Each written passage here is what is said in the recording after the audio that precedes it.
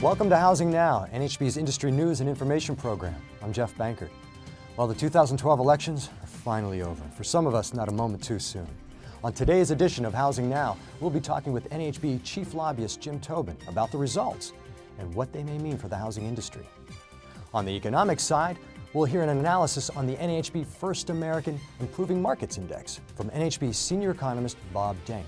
But first, here are a few top stories. NAHB's Legal Action Fund reopens next quarter with the beginning of the fiscal year. The fund helps support litigation that benefits the housing industry nationwide, and both individual members and state and local HBAs may apply for grants. The deadline for applications is Friday, December 14th. For more information on the fund and to apply for a grant, go to nhb.org/legalaction. Cleanup continues along the East Coast in the aftermath of Hurricane Sandy, and NAHB is monitoring the damage and loss of property. Now, even if your states may not have been as severely affected as others, NAHB still wants you to know that the association is ready to assist you with resources. Builders and remodelers can get resources to help their communities deal with a disaster and information on how they can help victims. And disaster victims can also get advice on finding a builder or contractor to make home repairs or to help manage the rebuilding process. All of these resources are available online at nhb.org/disaster resources. New at the Builder Show this year is the Best in American Living live design competition, hosted by the NAHB Design Committee in partnership with the American Institute of Building Design and Operation Finally Home. Now, this competition is a new addition to the BALA Awards and will be held on opening day of the Builder Show. All attendees will have an opportunity to vote for their favorite entries. The winners will be announced at the BALA Awards on Wednesday, January 23rd. For more information, visit nhb.org/BALA Design Live. We'll be right back. Take advantage of the early bird pricing and register today for the 2013 International Builder Show.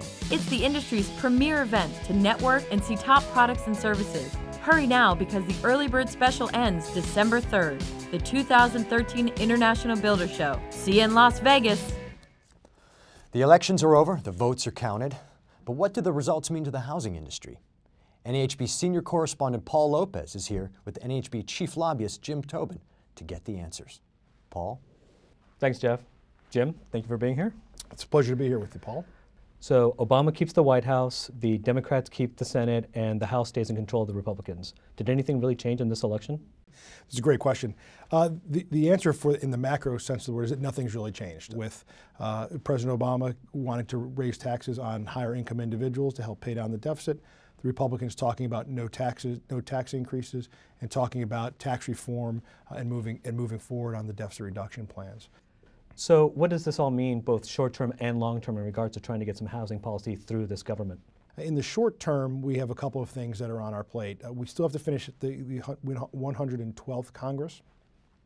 So we're getting ready to start the lame duck session. The big issues facing us in lame duck, of course, are what we're going to do in the so-called fiscal cliff. The combination of the extension of the 01-03 tax cuts, sequestration, which are mandatory discretionary cuts in the discretionary budget, and then debt ceiling increases. There's a lot of things that need to be resolved in the next 5 or 6 weeks, and we'll find out whether or not the Congress really and the White House really have the resolve to do these big ticket items, or are they simply going to punt them down the road, let the new Congress take its place in January, and then really get down to business. But for us, the big fear is that there would be some sort of grand bargain in the short term where they need to raise revenues, whether it's to pay for the extension of the 01-03 tax cuts, or whether it to be to pay for sequestration, something like the mortgage interest deduction, the low-income housing tax credit, whether or not those are actually on the table in this shortened, heightened legislative session. We're not going to allow that to happen. That's not, we want to get out of this session, and we're happy to have those fights down the road in regular order with the 113th Congress. What should builders be looking for in the next few months? In order to get to some of these big ticket items, housing itself has to be quote unquote on the table. It's just a necessary evil. But luckily I think we're well positioned to make the case for why now is not the time for Congress and the administration to go after housing. We're right in the beginning stages of an economic recovery, both in a macro sense, but certainly in the housing industry. And this is absolutely the worst time for them to start taking a swing at the industry and potentially putting us back into a recession. I do believe that the White House and the Congress, they'd like to see something get resolved as far as the debt of this nation, perhaps a reform of the United States tax code, entitlement reform, spending reform. I think those are really the big ticket items. A year ago, if you remember when we were going through the debt limit crisis in the summer of 2011, there was a grand bargain on the table, and in the 11th hour it failed. But there is a framework there, and there was a willingness at some point. Election year politics always tends to make people more myopic. But now it maybe is the time for them to dust that back off and see if they can't do something about that. And that, like I said, that grand bargain, spending, entitlements, taxes. So we've been talking a lot about the fiscal concerns, but are there any other big issues that you're looking forward to? We need to do something with Fannie Mae, Freddie Mac. I think that is the one piece that was left off of the Dodd-Frank legislation that was passed a couple of years ago. I think this new Congress, particularly the House Financial Services Committee, will tackle that early in the year. I know the Obama administration has been making regulatory moves to shrink the size of Fannie and Freddie and perhaps move towards a reform plan. I think now is the time to strike while the iron's hot. Of course, we're going to play a leading role in that. NAHB has their own plan to make sure that we have mortgage liquidity to continue housing this nation. It's critically important that NAHB leads on this. Jim Tobin, Senior Vice President and Chief Lobbyist of the National Association of Home Builders. Thank you for being here. Pleasure to be here. Thanks, Paul. So as we just heard from Jim Tobin, NAHB has a good idea what to expect from the new administration and from Capitol Hill. So now to give us NAHB's vision for moving forward is NAHB Chief Executive Officer Jerry Howard. You heard Jim talk a little bit about the election itself and what that means for the landscape in which he and I have to operate now. And I'm here just to talk to you for a second and let you know what we're going to do. First and foremost, once Congress comes back in, elects the new leadership, makes the new committee appointments, there's going to be a lame duck session. The lame duck session is going to be focused like a laser gun on the fiscal cliff and how America can approach its debt problem. What we have to be careful of is that the tax expenditures which fuel our businesses and which fuel the economic recovery in housing are not damaged or destroyed. Specifically, we have to look at the mortgage interest deduction and make sure that these efforts to either limit it further or maybe even eliminate it are nipped in the bud at the outset. The best way we can do that, I think, is to insist that Congress follow regular order.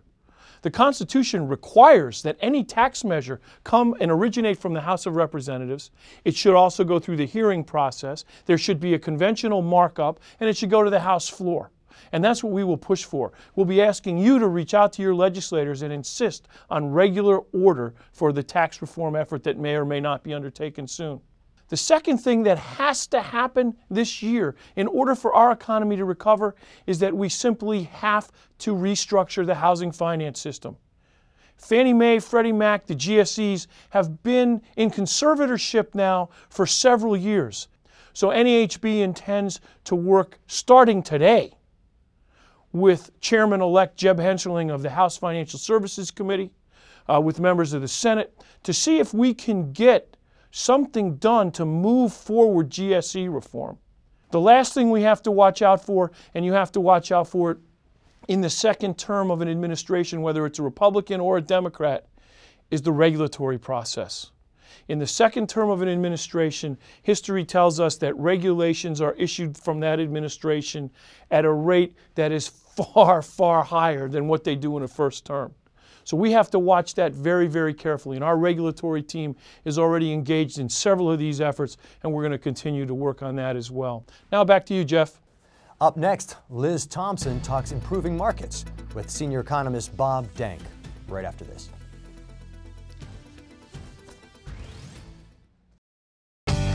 NAHB members get more benefits, more resources, more discounts, more business. NAHB offers numerous events, including the International Builders Show, to network and share ideas with fellow industry professionals. Our advocacy team offers the support and voice you deserve on Capitol Hill, fighting to protect your business, defending you against excessive regulations, and ensuring that the housing industry remains the driving force of our economy. There are numerous NAHB educational programs and certification courses developed to advance you professionally and set you apart. Become an NAHB member. Our members get more. The number of U.S. housing markets showing consistent improvement has expanded to 125. That's a third consecutive monthly gain. NAHB correspondent Liz Thompson is here with NAHB senior economist Bob Denk to find out if that trend will continue. Liz? Thanks, Jeff. Hi, Bob. Thanks for joining us today. Thank you for having me. So as we've just heard, we received some very positive housing news this month with the recent jump in the NAHB First American Improving Markets Index. Can you explain to us what that index is and sort of go over the jump we saw in November? Sure. The IMI is, well, basically we track 360 metro markets around the country, and the IMI is actually just a count of those markets and how many of them pass a threshold test in 3 housing critical areas. We look at house prices, we look at housing starts, and we look at employment. Today's number is, or November's release is 125. That's up from 103 last month, so we think this is a good signal. What do you see as the main reasons for this improvement? Well, it's all about housing prices. What we've seen since basically late last year is housing prices have firmed up all around the country, and I think that's really what's responsible for the upward movement that we're seeing in the IMI. So can you break this down regionally for us and explain what areas of the country are seeing the most areas of improvement? Well, that's actually the best news. While the housing boom and bust was pretty widespread, and there were some markets that were particularly hard hit, what we're seeing in the IMI is a very broad geographic distribution. So all of the markets around the country, even some of the hardest hits, are starting to come back, as well as those that weren't hit as hard. So tell me, what do you expect to see going forward? Is this housing recovery sustainable? I think that we should expect continued improvement in the IMI. I think we're going to see continued improvement in house prices. All of the major national house price indexes are pointing in that direction, and so I think as we go forward, we'll see more and more improvement and more markets added to the IMI. Okay, great. Thanks so much for joining us today, Bob. We appreciate it. Back to you, Jeff. That was great. Thanks, Liz. You can see the full IMI report and follow all the NAHB housing economic indexes on NAHB's Eye on Housing blog at eyeonhousing.wordpress.com. Well, that concludes this edition of Housing Now. We'll see you next time right here. Thanks for watching.